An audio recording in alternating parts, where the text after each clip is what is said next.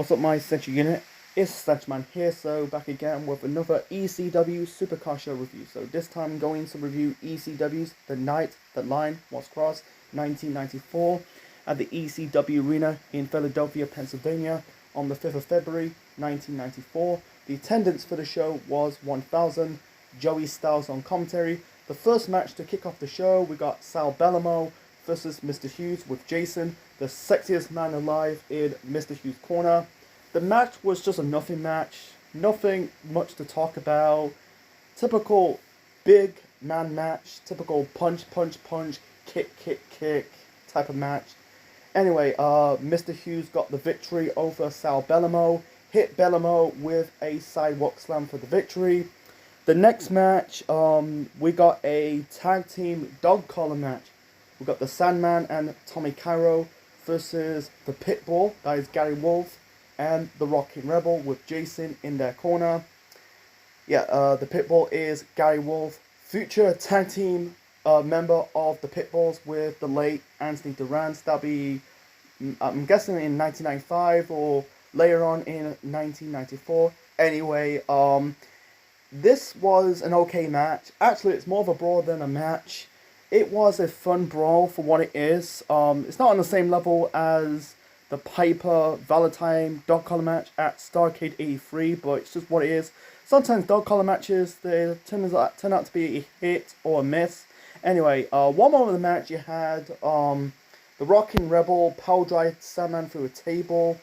They were fighting, I think they were fighting on through the crowd. The production value on the show was a bit better than the 1993 ECW Supercar shows. You know, better than Super Summer Sizzler and Ultra Class of that year. Anyway, in the end, you had Cairo hit Gary Wolf with a belly-to-belly suplex, and Cairo and Sandman pins Gary Wolf for the victory.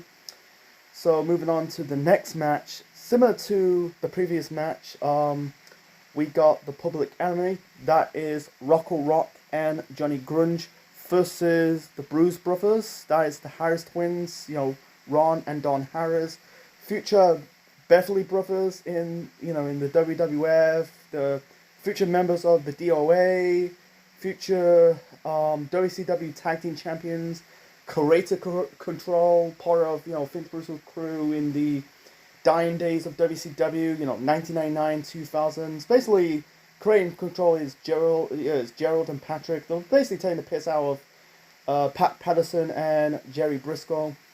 Anyway, the match between Public Enemy and the Harris twins, they're called the Bruce Brothers, but I'm going to call them the Harris twins.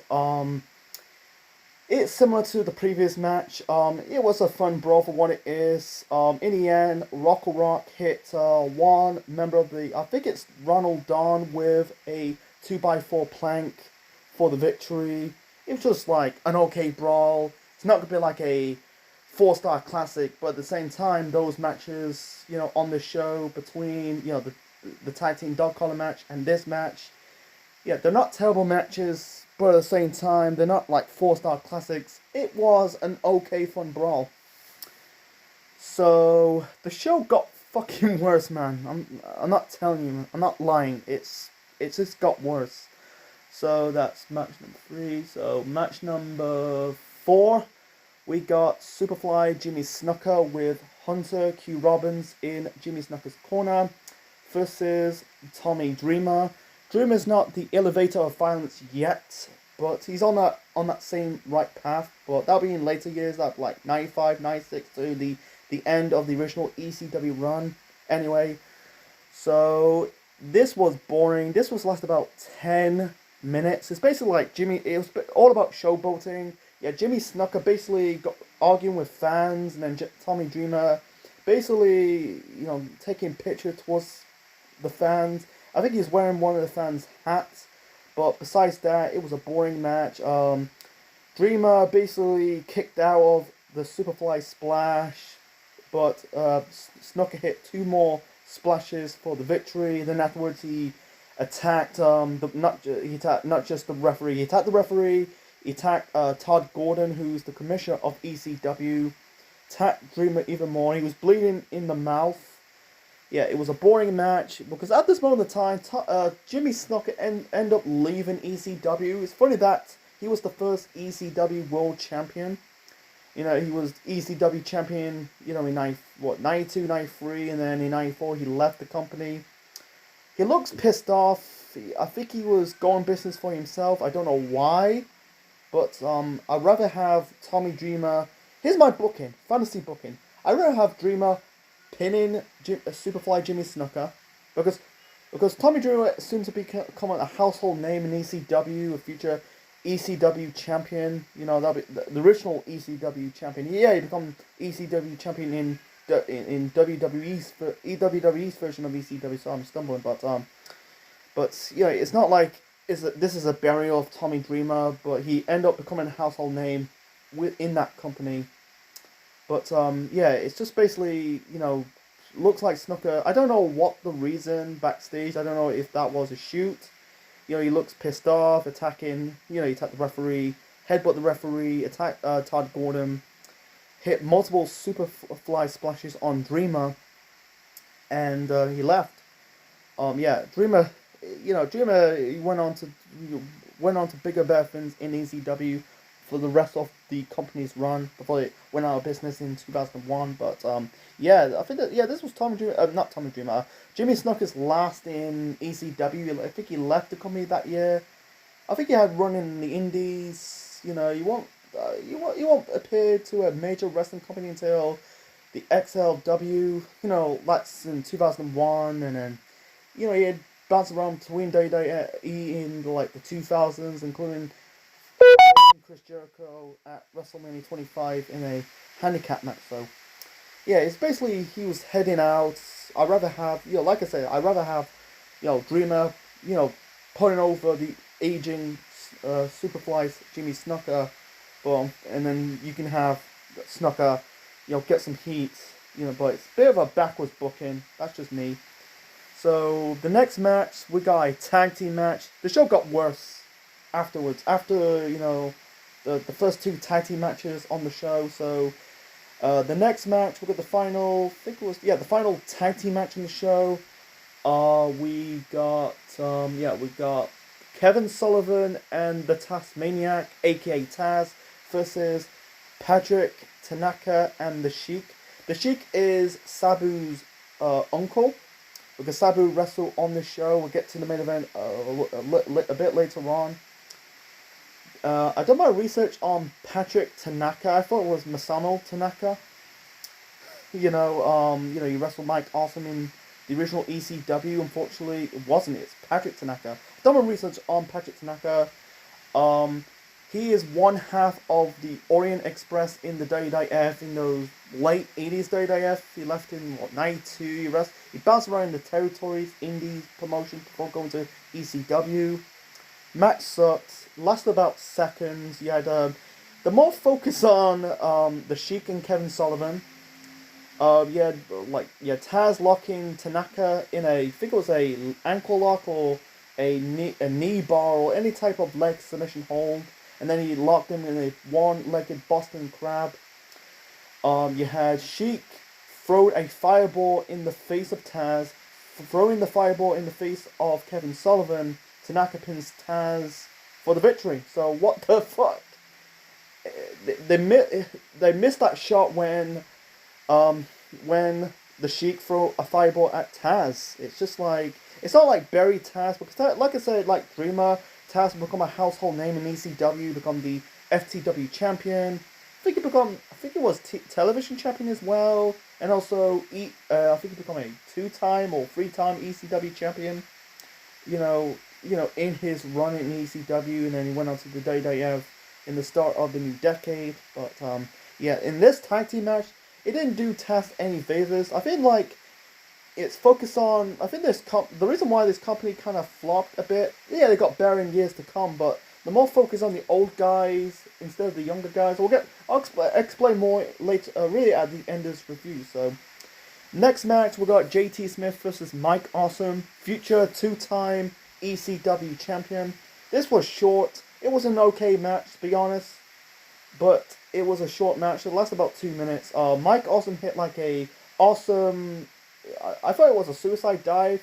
I think it was like a springboard. It wasn't a springboard plancher. It was, I think it was a plancher, but I think it's a suicide dive onto JT Smith. Fans pop. They were chanting awesome, awesome, awesome. In the end, JT Smith really hit awesome with a small package, or yeah, it's basically a cradle for the victory. That was a bit bullshit. I'd rather have Mike Awesome getting the victory. Like I said, like in the previous two matches, you know, because Mike Awesome, you can say he could be in household name. He's not on the same level as a Tommy Dreamer or Sabu or Taz and RVD or Sandman. That's just me, because I think Mike Awesome is good. You know, he become, you know, future Fat Chick Thriller, that 70s guys, the career ender in WCW. I think WCW fucked him. And WWF didn't do nothing. He was part of the Alliance, but didn't do nothing after that. And he died. It's sad he died that young. He died at the age of 42, commit suicide. I think Mike Awesome should have had more respect. It's really funny, he wrestled, I think he wrestled in the Indies and ECW, got that respect, but in the bigger companies like WWF and WCW, he never got that respect. It's just like, I think that what they did to him is a bit criminal. That's another rant for another time, but yeah, it was too short. They should have had more minutes. That could be a good match, and instead it's just short and the wrong guy gone over. You know, JT Smith would be a future member of the FBI. So that was match number 6. And also, I forgot to mention it because there's one match is not on the network version of the show. You had Chad Austin versus 911. I'm guessing like 911 got the victory over Chad Austin. I checked it on Wikipedia. I think 911 chokeslam Chad Austin for the victory. It's a shame it's not on the network. It's just what it is. You know, that's the original first match of the show. My bad, but it's just what it is. So, anyway, because the Sal Bellomo, Mr. Hughes match was, you know, network's opening match of the show on the network. Anyway, so moving on to the main event, we got I think it's the first triple threat match in professional wrestling history. We got Terry Funk defending the ECW World Heavyweight Championship against Sabu and the franchise Shane Douglas, with Sensational Sherry in Shane Douglas' corner. Before the start of the match, you had Paul Heyman, who's Sabu's manager. Yeah, I know it's Paul E. Dangerously, but I'm going to call him Paul Heyman. Yeah, Paul E. Dangerously kind of smacked Sensational Sherry in the back of the head with his phone. That was sick. Yeah, and Shane basically beat down Paul Heyman. Match was boring. I think like Joey Styles said that if the match not decide a winner, and Terry Funk will be added to this match, but he entered this match anyway. Yeah, this is like the start, the birth of the freeway dance in ECW, the birth of the freeway dance, you know, triple threat matches, not just in ECW but in professional wrestling. You know, in the 90s and beyond, they're still doing triple threat matches to this day in any type of wrestling promotion. In the WWE, NXT, AEW. I know NXT is not a company, it's under the WWE umbrella, Impact Wrestling, New Japan, list goes on and on and on. Match was boring, too much interference. People are gonna overhype this. I heard this match kind of put ECW on the map. Yeah, granted, but to be honest, it was a boring match. A lot of outside interference. It lasted 1 hour. And it's funny that 2 years later, you know, at WrestleMania 12 in 1996, between the Iron Man match between Bret Hart and Shawn Michaels, that match lasted 1 hour, and that was not really, and people like overrate that match. But I think people overrate. I'm not dissing them. I'm just saying like they kind of overrate this match. You know, it was nothing really great of this match. I don't think it's a good match. You know, if they just cut down half the minutes of this match, it could be a much better match. You know, at this moment of the time, Terry Funk was way past his prime. Should never be in his high-profile match. You know, it's just like, what's going on? In the end, the match ended in a count-out. Yeah, and before that, you had the Rotten Brothers got involved. Yeah, so many people got involved. It's just like... And also Sabu's botching. He was trying to do like some high fly moves, but he ended up botching. And there's one more of the match. He was going like trying to put Shane Douglas through the table. trying to do his move off the top rope into the table, into the crowd, but Shane Douglas got out of the way. He basically put himself through the table. He kind of like missed. He was out throughout the low quarters of the match. Yeah, 911. He was, I think he was teaming up with Heyman and Sabu. Yeah, the match ended in a time limit draw, and then you got like a post interview segments with with Terry Funk, the ECW champion, Shane Douglas. Sabu didn't really talk. He was like, you got I don't know who he is, and 911 basically holding him down. Basically Heyman was, I don't know if Sabu actually talked. He did. I know he talks in his interviews, but not as a character, but it's what it is. But yeah, Heyman says like, oh, he's got robbed, blah blah blah. Terry Funk was emotional. He kind of gave heart and soul in this match. He's the veteran. And Shane Douglas. You got Shane Douglas confronting Terry Funk, calling him an old man. And Terry Funk basically trying to give them the ECW title. Shane Douglas kind of like thrown the title belt into the face of Terry Funk. Funk and Douglas brawl. This will set up a match at Ultimate Jeopardy. Unfortunately, you're not gonna see that match on the network. I think it's. I looked it up. I found out I think it's on I think it's a double episode of Hardcore TV. You might probably find it. It's not really officially a supercar show. It's just what it is. So Shane went on to win the ECW title from Terry Funk at Ultimate Jeopardy, and then he ended up throwing down the NWA title because at this moment of time, ECW split from the NWA, and I think it's one of the final shows under the the final shows under the Eastern Championship banner before it become Extreme Championship Wrestling. That'll be later on in the year, so. And he held that reign for 1 year. He dropped the belt in 1995. Sorry, I almost stumbled. Choked on my spit, to be honest. But I think he's the only. I think him and Saman hold the record of most ECW title reigns. I think he won it 5 times. He's like made him as the Triple H of ECW. Yeah, Sensational Sherry. She ended up leaving the company. He ended up going to WCW to manage Harlem Heat, and then out here comes Francine to form the Triple Threats. That'll be in later years in ECW, 96, 97. Until I think they stick around, Shane Douglas and Francine until Douglas left. He left the company in 95 to go to had a cup of coffee in the WWF.